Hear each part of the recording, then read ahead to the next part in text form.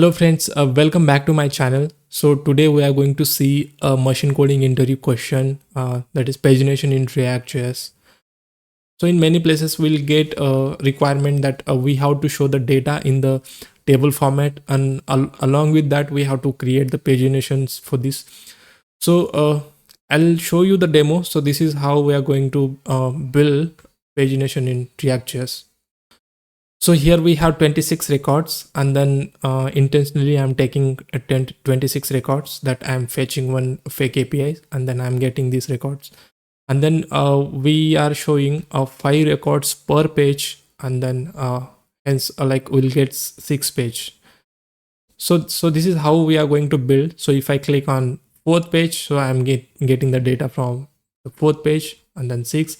So if we are on last page, then next should be disabled, and if we are on first page, and then previous should be disabled. So this is very simple components we will build. So I already created one simple application. So for the very first, we have this fake API. So we can fetch that data from user data from this API. So let's write a logic to fetch the 26 records. So for this, we'll create useEffect so that we have to fetch the data on the component mounts. So let's create useEffect for this one. So this should get call when the component mount only once. So now here we'll write in these callback functions, we'll write the logic to fetch the data. So we use the fetch method, then and we'll pass this URL, whatever the fake API we have, and then if that gets success, then we'll get the data in the dot then. So now we have to convert into the JSON. For this one, this method we use.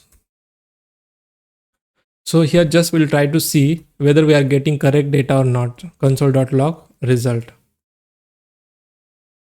So here we got the data, and that have 30 array. So that is correct. So now for this one, what we'll do is we'll create one useState to store this data. And then I'll provide initial value as an empty array. Then once we get the data here, so let's see in which property we got this data in users.user. So what we have to do is here we have to get the data from this user. So now what we'll do is we'll create one more stage to handle the current page. So let's see current. We can have the current pages first when component load. So we should get the data of the first page. And then what we'll do is we can create one more const here. So we will have the 5 records per page. So that's why we have created this property. So first we'll create a pagination number component so that like we can print all the page number there. So yeah, so let's create one component here. Pagination number. So just we'll try to import here. So here we need current page.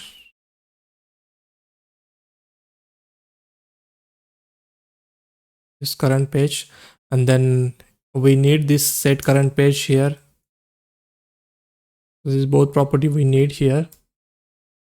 And then what we have to do is, so now we have to pass the what is the how many pages are there. So for this one we can write one logic here. So const total pages. So the total pages we can take it like what is the data, what is the length of this total records divided by data per page. So here we have that now we are getting the 30 records. So now simply we can divide 30 divided by 5, that is 6. So we'll get 6 pages. So we can write here users data dot length. So user data dot length by divided by data per page. So let's see what we're getting. So let's see in console how many pages we are getting. Console.log total pages. Yeah, we are getting 6 pages.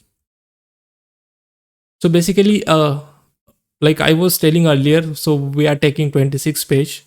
So why I was saying like this, because if you have 26 page, that time also it should take 6 pages.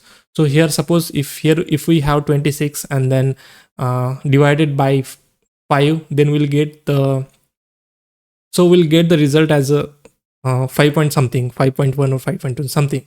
So now we need the 6. So here we use basically here we use the math.ceil method. So that method will give nearest higher integer. So here if we get the output 5.1 something, so it will get the 6 if you have 26 records. So for this one we can wrap this one, and then we can have math.ceil, and then we have to wrap this one. Even here, if we have 26 record, we should get 6. Yeah. So now this total pages we need here in this pagination component, in the pagination num component, so that we have to render these pages.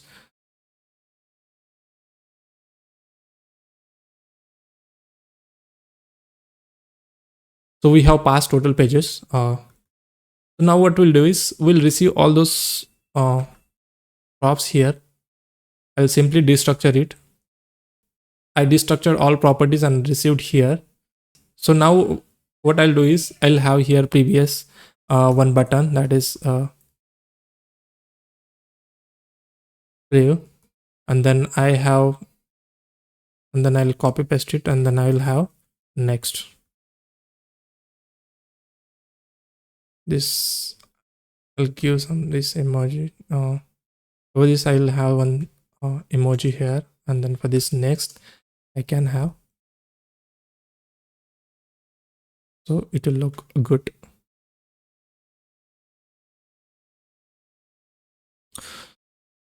So here I'll give class name page main. So now I got 2 button here, and then so now we have created this preview and next. So in between, so we have to render all the pages. So whatever the pages we are getting it from on the basis of that record. So we are getting it a total page total pages here. So simply what we'll do is I'll create one function, const render pages, so that later I can call this function there in JSX. So for this one we are getting total pages. I'll write one for loop.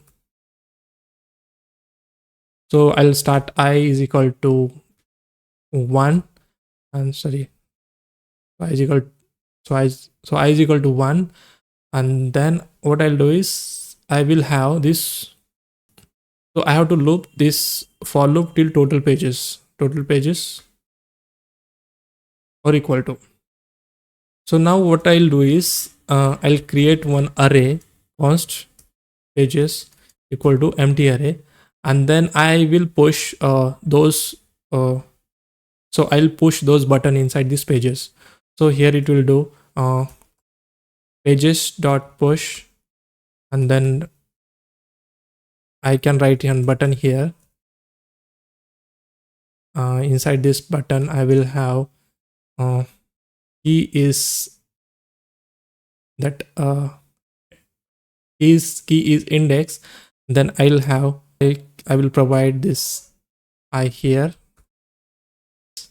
I'll return these pages from here, and then now we got this render page. In this render page we got all the here we got the 6 buttons, so because we have 6 pages, and then simply I'll render it here. So let's see in console.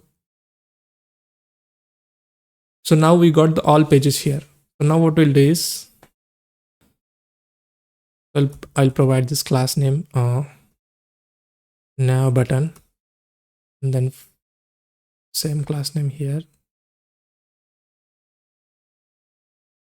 and then I can have class name here, page button.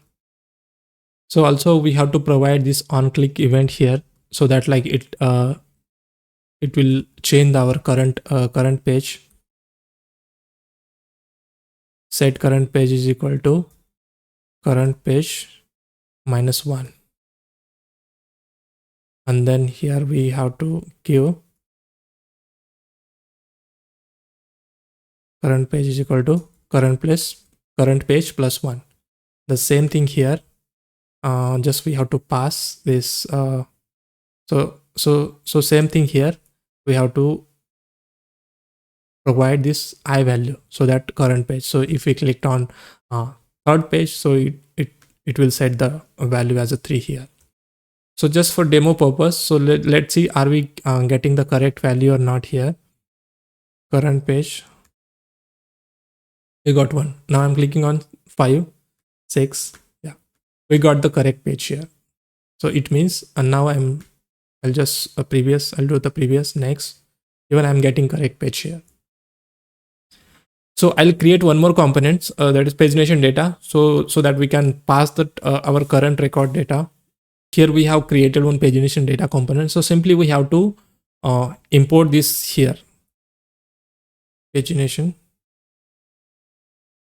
data. So we have to pass the data on the basis of the selected page. So here we have to write some logics on the basis of that selected page, and only we have to pass that particular page data here. So for this one, we have to write one logic. So now in array, we have slice method. So we can slice the data according to that first index and last index. So let's see here. So let last index. So this is some mathematical calculations we have to do. Current page into data into data per page. Basically this one, it is getting multiplied for this current page and then data per page. So suppose consider we are on second page, and then current page is equal to 2, and then data per page is equal to 5. So it will become 10. So now the let first index. So later I'll tell you, so why we are calculating the last index and first index. So first index is equal to last index minus data per page. Current. So here user data dot slice, and then here we have to give first index and last index. So what slice method will do, it will take first index and last index, and then according to that index we'll get the data here. So here we already calculated. So last index is 10, and then first index is 5. So we'll get the record from this from 5 index to 10th index, but it will not include 10th last index. So let's see in console.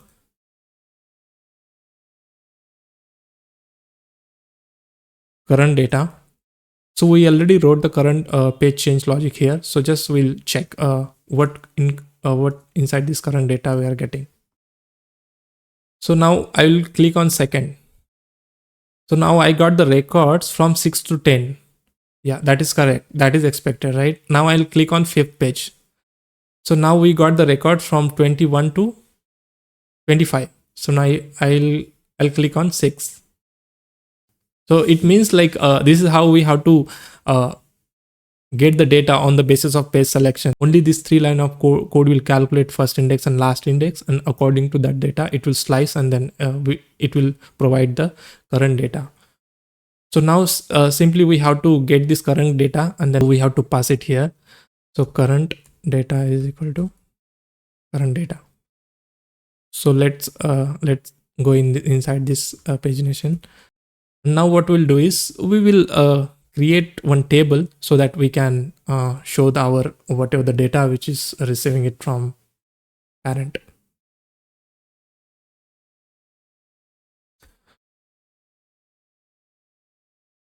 So let's create table here. So let's create table here.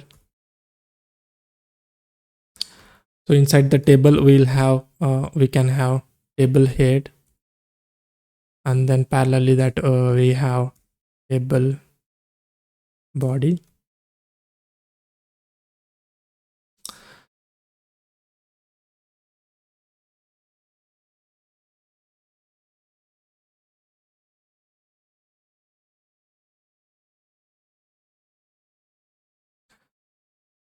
So here now we have to show this four information, that is ID, first name, last name, and gender. So for this one, we will create one. So now inside this table body, we can have we can map this current data which is coming from this parent, current data dot map.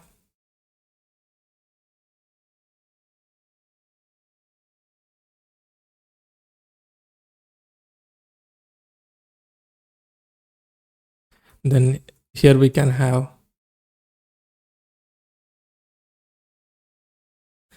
and then td.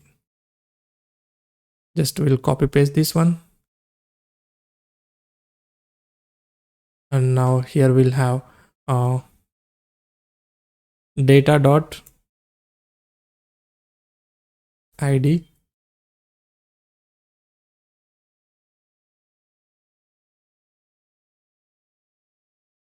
So now we got the data in the tabular format. So now what we'll do is, so see, currently we already, so our default current page value is 1. So that's why you got the data of first page. And then, yeah, whenever I click on that particular page, so I'm getting correct data on the basis of that selection. First page. Yeah. It means our pagination is working as expected. And now what we'll do is we'll write some styling part here so that it will look good. So now let's see some CSS part, this page num. So we'll write some CSS here. So I will provide display flex. So I'll provide display flex and then justify content center. And then I'll provide the gap between those button. So gap of 5 pixel. Let's see. Yeah, we got here. So now for this now button and this page button, so we can have some CSS.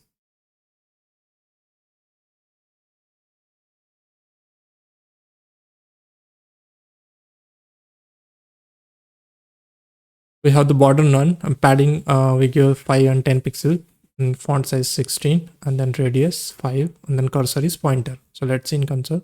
Yeah, we got. So let's see in console. Yeah, here we got. So now we have to write some more effects here.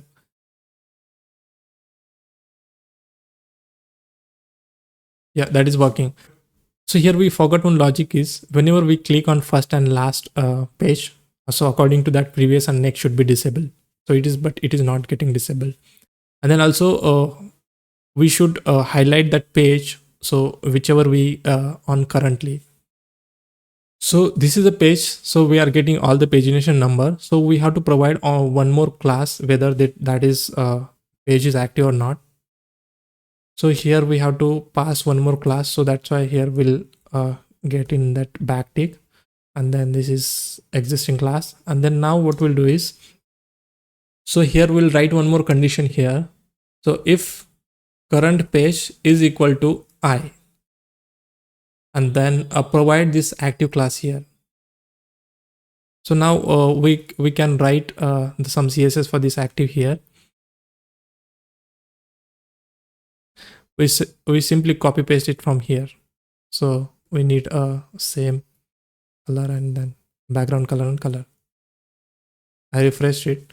Now if I clicked on second, why it is not getting applied? I guess here we are missing. So this is how we have to write the ternary condition. So let's see now. I clicked on first. Yeah, it means it is working as expected. Yes. And now this one previous should be disabled when we are on first page. So let's see.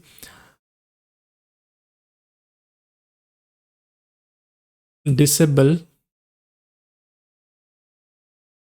if current page is equal to first, and then for the next, disable if current page is equal to total pages. Let's see. Here it got disabled, right? Now we will see. We are not able to click it here, but still though, like this so